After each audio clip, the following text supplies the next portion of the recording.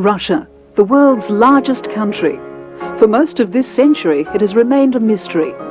Its rich history and traditions, its treasures and beauty, have never been fully realized by the rest of the world. Russia and its people have been an enigma.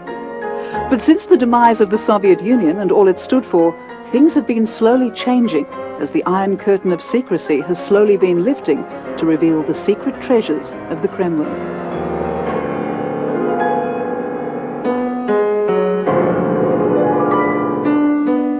The world is discovering that inside Russia is a secret world of arts and treasures never before imagined. And one of the most stunning is the amazing Fabergé collection.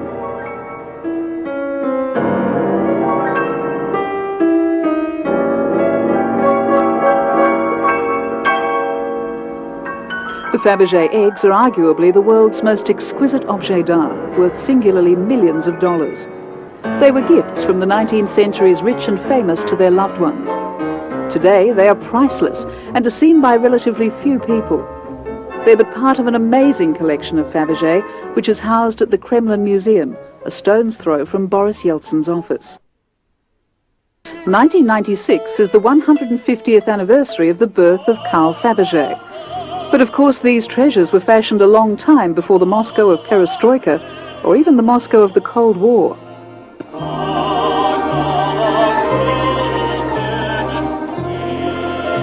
It was a time when the wheels of history were spinning fast, a time when Tsar Nicholas II ruled Russia,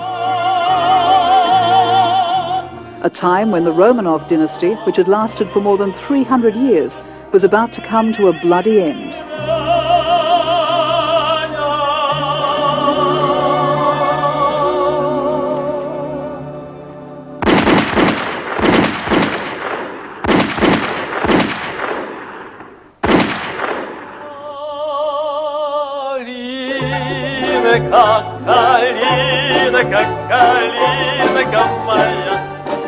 Strangely enough, the Moscow of today seems to be more in tune with the Moscow of the Tsar's time than it has for many decades. Perhaps it's the way Muscovites are attempting to reclaim their heritage. Standing here with the temperature of around minus 17 degrees and snowing, it's pretty hard to imagine that on that site behind me, only 2 years ago, was an outdoor swimming pool. It was the largest in the world. It housed around 20,000 people when it was at its full capacity. Now, in 1935, Stalin demolished an existing cathedral that was 100 years old, the Church of the Saviour. So now they've demolished the swimming pool and they're rebuilding the cathedral, which is fantastic. For many years, the West has only seen limited pictures of Moscow and the Russian people. The Ruskies, as they became known in countless Hollywood movies, really were the unseen enemy. The rare glimpses of their lives came during the bravado of the May Day parades, or in news stories about food queues. It's well known that since the breakup of the Soviet Union, the former Soviets have been toughing it out. But our guide and interpreter, Svetlana Savushkina, says today there seems to be a real light at the end of the tunnel. She told me that Red Square, which once echoed to the stomping of marching boots in those May Day parades, now enjoys the more friendly sound, the clicking of tourist cameras. You know, it's amazing seeing Red Square with nobody much in it, because the image that most people have in the West is of the May Day parades with all the tanks going through and the leaders reviewing the troops. Where did they used to stand when they were reviewing them? You know, they were standing over there at the top of this mausoleum. Special place for them, and they usually were standing there. There's an underground tunnel that leads from the mausoleum to the Kremlin, isn't there? Yes, yes. It's connected the Kremlin with mausoleum special passage, which pass from this tower, the Senate Tower, and then through this passage they usually go to this rostrum. Almost half a kilometre long, Red Square, or Krasnaya Ploshet, like the rest of Moscow, has an amazing history. You know, when the Tsars were in power before the revolution, what did they use this square for? You know, this square from the ancient time, from the 15th century, it was the main trade place. But at the end of the 15th century, this area, it is very famous in Moscow, because the best craftsmen from the producing different goods, they lived here, and then they came here on this square to sell it, because there are a lot of wooden stalls here. And that's why this square changed its name many times. These wooden stalls, they catch fire very often, and name of this square was Fire. It was also a place where the rulers of Russia got tough. In 1698, Peter the Great had his 2,000-strong palace guard, the Streltsy, executed here, every single one of them for mutiny. Its name doesn't come from the blood which has been spilt there. The old Slavonic word, krasny, also means beautiful. Red Square is entirely surrounded by history. On one side, the huge red walls conceal the mysterious Kremlin. At the foot of the wall, Lenin's tomb, though the goose-stepping guards, which used to change every hour, have been replaced with a cold-looking militiaman. At the northern end of Red Square sits a majestic red building, the State History Museum. On the east side, this magnificent 19th century building.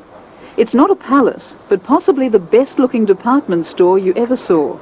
GUM, a synonym for Gosudarstvenny Universalny Magazin, the state department store, a magnificent century-old building which was a splendid example of the misery of shopping in the former Soviet Union, but today is alive with privately run shops and stalls full of all kinds of delights. So this is the main shopping area in Moscow? Yes, right. And has it changed at all in the last few years?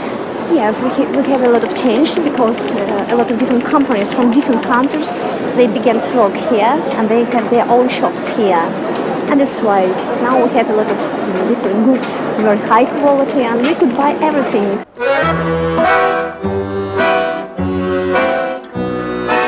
Is it expensive? Yes, I think it's rather expensive, I think so. Is it more expensive than other parts of the city? Yes, because the central shops, they are more expensive than in other shops. So who shops here? Is it tourists or is it the local Russians? There are many quite different people because most of people, and visitors and foreigners and Russians, they usually go to the shop. And before holiday, now Christmas, Russians, they buy different souvenirs to their relatives and different presents. And there are many foreign visitors here as well. Although GUM is 100 years old and before the revolution housed some of Europe's best and most elegant stores, since the fall of communism, it's becoming international again. Well, it's Christmas coming up with the Christmas tree and Father Christmas. Do you call him Father Christmas here? We called this Snow Maid and Father Frost. Father Frost? Father Frost. But of course Christmas here is celebrated at a different time, isn't it? The Orthodox Christmas is in January. Yes.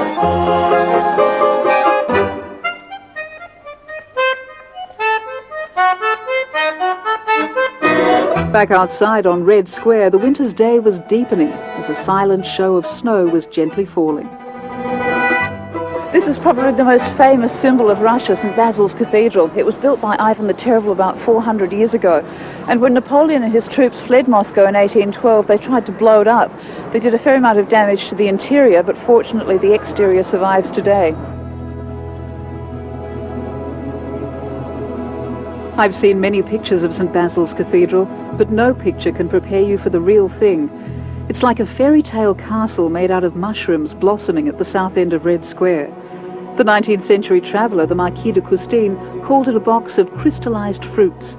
In reality, it's an inside-out church. Whereas most churches have their altars on the inside, St. Basil's is an altar. It was commissioned by Ivan the Terrible in thanks to God for his victory over the Volga Tatar stronghold of Kazan. It took 6 years to build, or rather create, and was completed in 1561. Ivan the Terrible lived up to his name. So impressed with the design of St. Basil's, he had the architects blinded so they couldn't design anything better.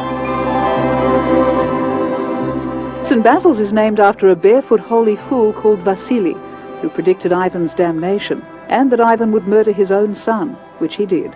But that's another story.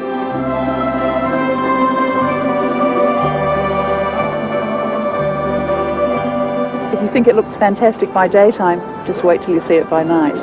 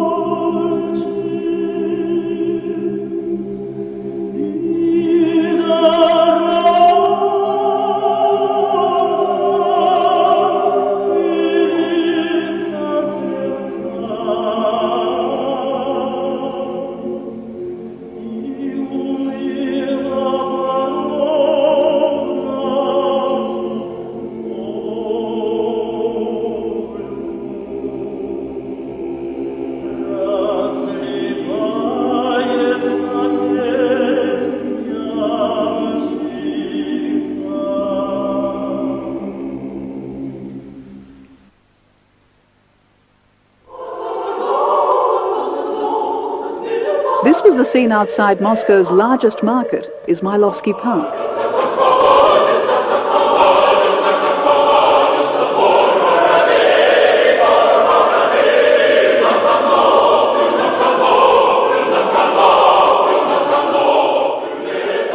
The visit to the wonderful market was a spontaneous suggestion from our guide Svetlana. Therefore, the market management wasn't expecting us, which meant we had no permission to film, so the Cossack guards wouldn't allow us in. No, he said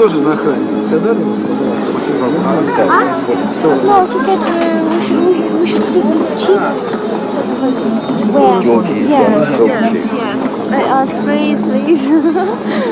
Unlike other places in Moscow more important than this humble market, remarkably, the mighty American dollar could not help us here. No. The word was the Cossacks are incorruptible. Perhaps it's true.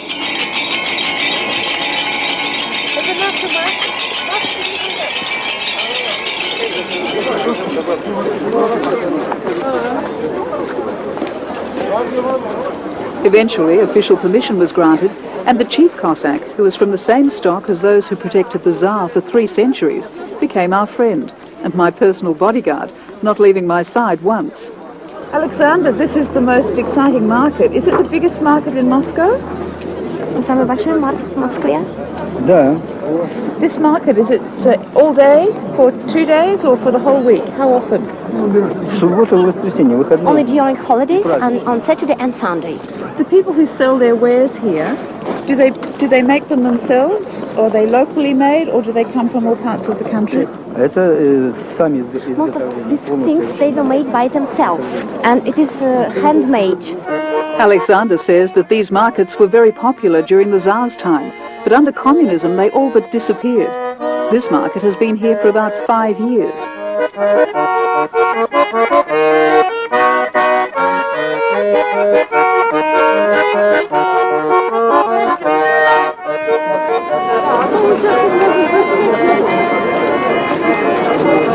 Доллар он сказал. Да. Ну, мало ли что он сказал. Не, ну он сказал. Сколько продает? Я продаю вообще 80-90. Does the market operate whether it's any weather, snowing, sunshine, it's always open? Маркет работает в любую погоду. Да, и в дождь, и в снег, и в солнце, и в мороз. Yes. How much? This one minimum $2, maximum $60. The market at Izmailovsky was just wonderful. The people, the shopping, the atmosphere, the music, and even the food from the vendors outside the market.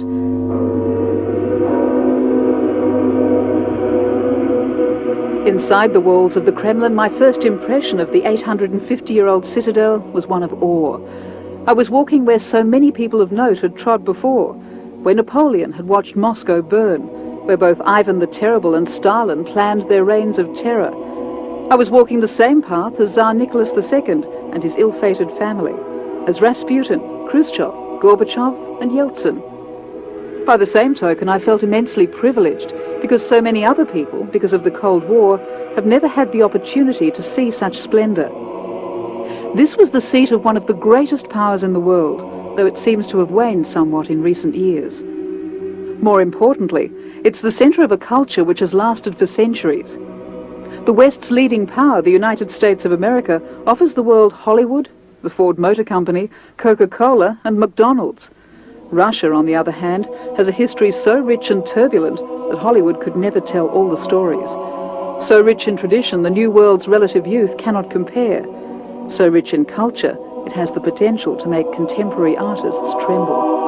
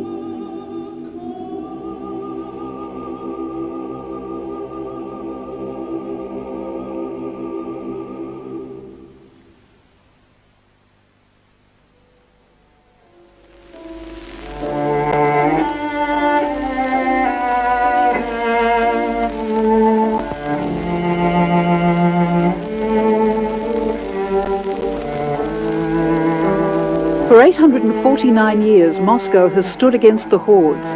For centuries ruled over by the Tsars, and of course the Russian Orthodox Church has had a great influence over not only the people's hearts and minds, but the city's architecture.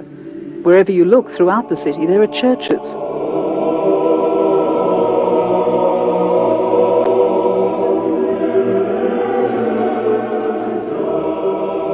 With the October Revolution, the growth of communism and the eventual rule of Stalin, the skyline of Moscow changed dramatically. Down came many of the city's cathedrals. Up in their place, Stalin built Moscow's first skyscrapers. Today they are called the Seven Sisters, and they are just the most magnificent neo-Gothic buildings.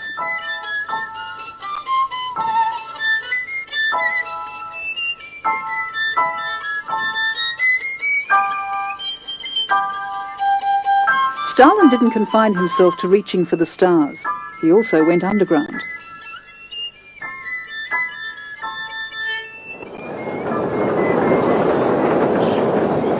Of course, the other good thing about being underground is you're out of the cold.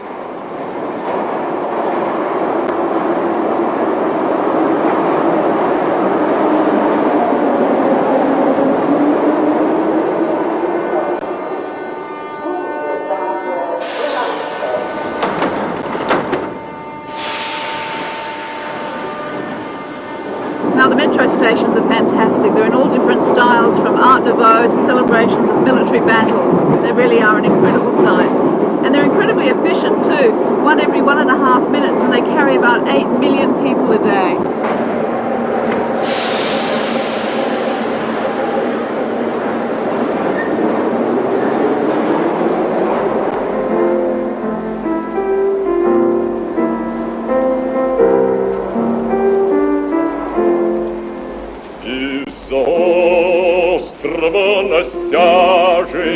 На простор речной волны выплывают расписные острогрудые челны.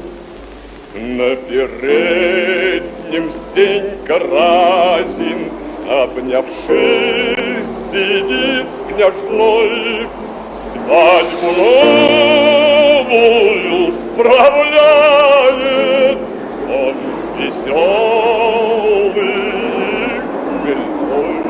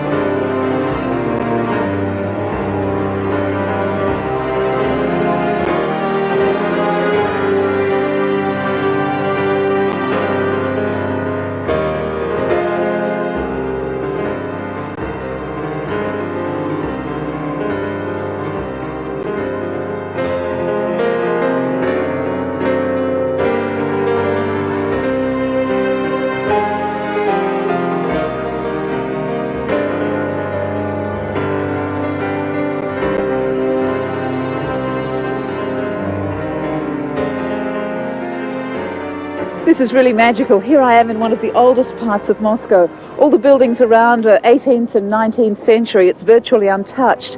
Only 15 minutes ago, the streets were all grey. It's only 3 o'clock in the afternoon, but we had a snowstorm, and now everything's white again. It's really incredible. We've had thunder, lightning. This is the image that we all have of Russia. It looks like a Christmas card. Despite the bitter cold, it was such a great evening, we decided to mingle with the Muscovites.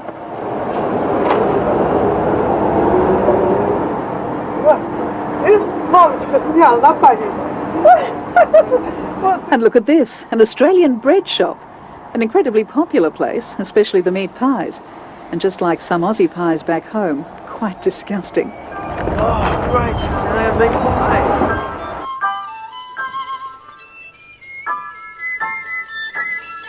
One of the most endearing things about the Russian people is their zest for life, their passion for their country and their culture and their music.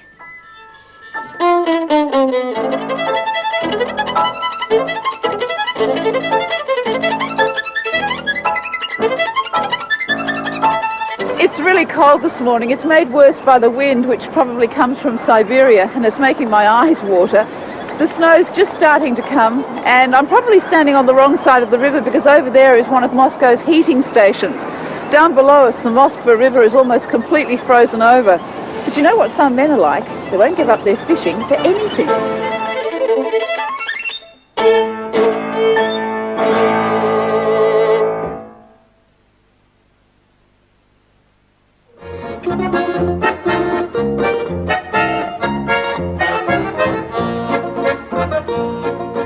Солнечной поляночке дугою бык добро, парнишка на тальяночке играет про любовь. The Kremlin. For decades, the name has instilled mystery and wonder in the people of the West. Because of its role in world politics, because of its role in books and films like the James Bond series. But in reality, we're lucky to have this magnificent collection of buildings. Several times throughout our history, fate almost destroyed the Kremlin. Napoleon, in his defeat, tried to blow it up in 1812. It was this, of course, which inspired Tchaikovsky to write the 1812 overture.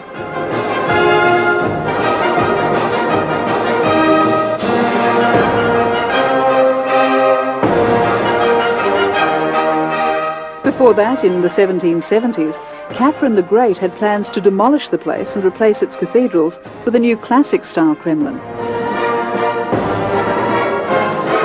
Fortunately, she went broke. And of course, the Kremlin has also had its minor problems too. Irina, this would have to be the biggest bell in the world. You're right, but never rang. It never rang. Well, obviously, it's got a big hole in it. Yeah. What happened to it? It was a big fire, and people began to use the water and fire make a crack, huge crack, and this piece is 11 tons. If that's 11 tons, how much does the whole bell weigh? 200 tons it together. And when was it made? It was in the 16th century.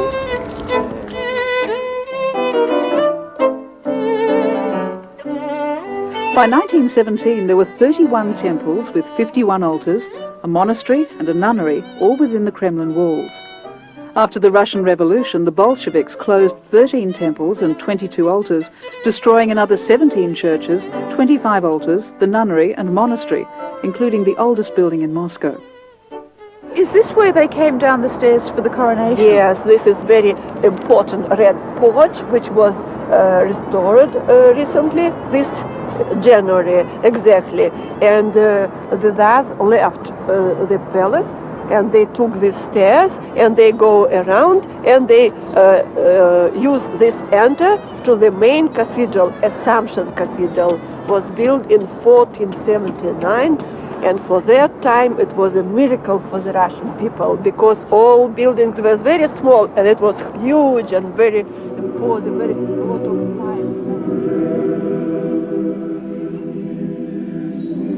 Ivan the Great's bell tower is the tallest building in the Kremlin. No foreign film crew has ever been allowed up its 329 steps before.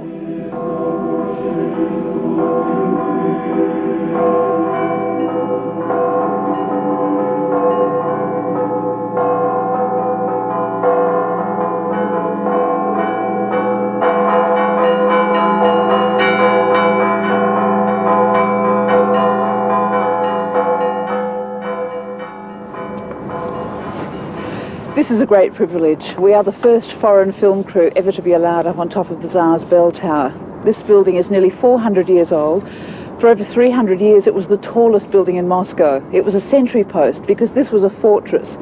And I'm surrounded by some of the most incredible buildings in history. All these beautiful gold cupolas are just glinting in the sun.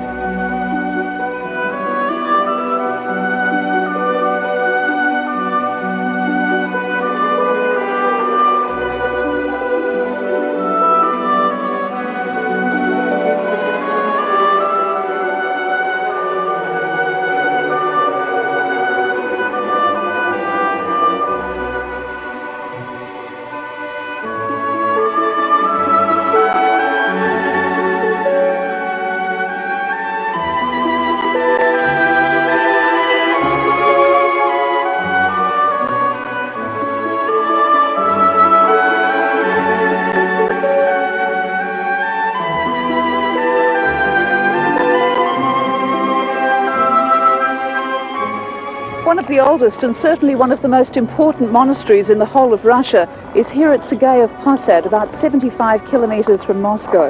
It was founded about 600 years ago by a rather charismatic hermit called Sergius Radonezhsky. Now, none of the original buildings unfortunately survive, but the Trinity Church dates back to the 15th century. And one of the important things about this whole area is that each century a building of some significance was added.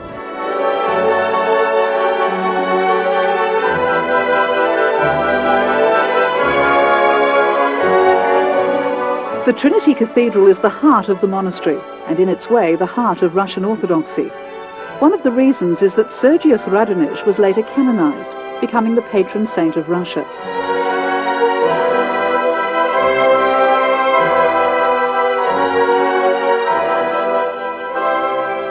Sergei of Posad is a magnificent example of how Russia's state and religious history is locked together. And though Sergei of Posad may hold the soul of Russia, its heart will always be at the Kremlin.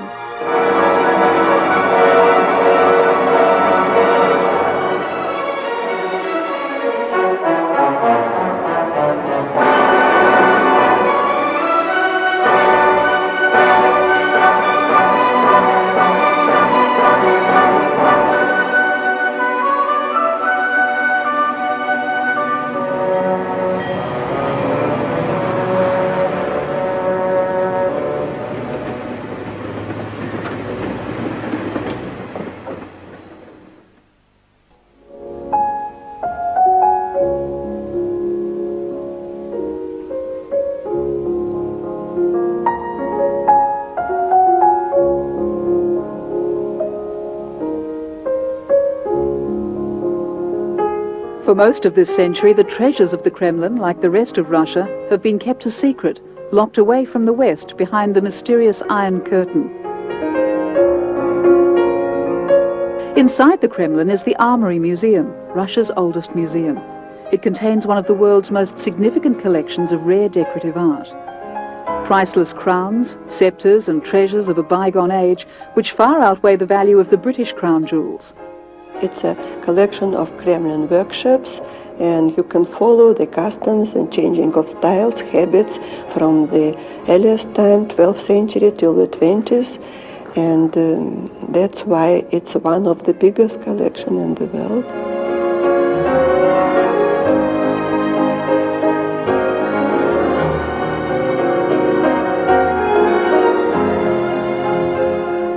At the time of the Bolshevik Revolution, Tsar Nicholas II was the richest man in the world, worth then billions of dollars.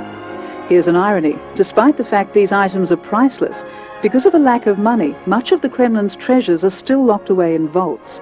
For example, one carriage, it took about 2 years of complicated work, and the crew is about 10 persons, painters, wood masters, wood cut masters, and iron masters, metal conservation, metal restorers.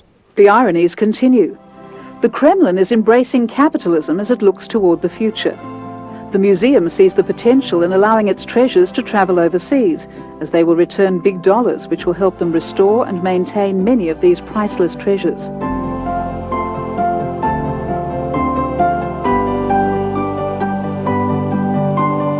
Irina Polonina is in charge of the World of Fabergé collection.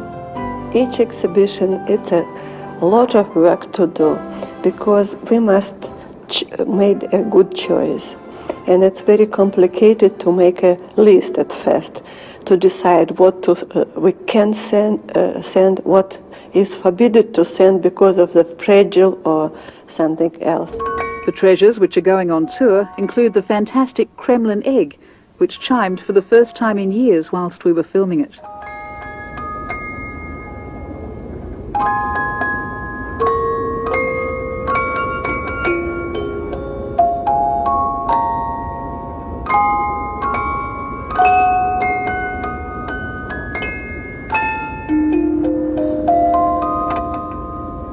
Irina, one of the most famous pieces that's going to Australia in the exhibition is the Trans-Siberian egg. Inside of this egg, they put the train, which was copy of the real train, and the train itself made with platinum, and the light is a ruby, and the carriages made with gold, and each carriage has special inscription for ladies, for smoking, non-smoking, the male, and this last for the church. There were originally 57 of the famous Fabergé eggs. Unfortunately, the Russians only own 10. The remainder are overseas or lost. But they are hopeful that the lost ones may someday turn up, like this St. Petersburg dandelion flower study, which was found in 1994 in a collector's attic. Dandelion itself, very interesting because it's a small chips of diamonds. It's a seeds, real seeds of dandelion. The treasures we've shown you both inside the Kremlin and out are but a small sample of the wonders that are Russia. Its history, its scenery, its culture, its music, and of course its people have left me hungry for more. I, for one, will be returning.